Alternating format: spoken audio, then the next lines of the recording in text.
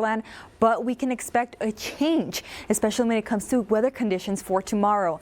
Gusty mornings and cooler afternoons. But let's take a look at our Doppler radar because it seems there's nothing going on at the moment. However, there is one part that's mainly affected, and it's a high wind warning around Eddy, New Mexico, and expires tomorrow around 11 a.m.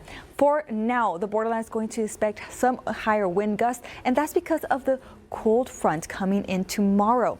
Now, the cold front is coming from the northeast and heading to the southwest, bringing heavier wind conditions and cooler temperatures around 12 degrees lower than today. Now, tomorrow is expected around 58 degrees with 10% chance of rainfall with some clear skies but partial clouding in some areas here in the Borderland. And for Las Cruces, around 57 degrees with 10% chance of rain and 25-mile-per-hour winds. But let's break it down hour by hour.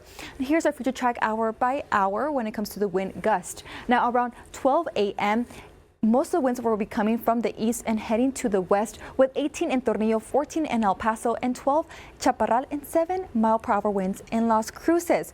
However, around 4 a.m., it starts pushing higher wind speeds, especially around Tornillo with 25-mile-per-hour winds. Most of the winds coming from the northeast and heading to the southwest, and 23 in Van Horn and 17 in Las Cruces. So overall, everybody's going to start getting a little bit more wind during that time.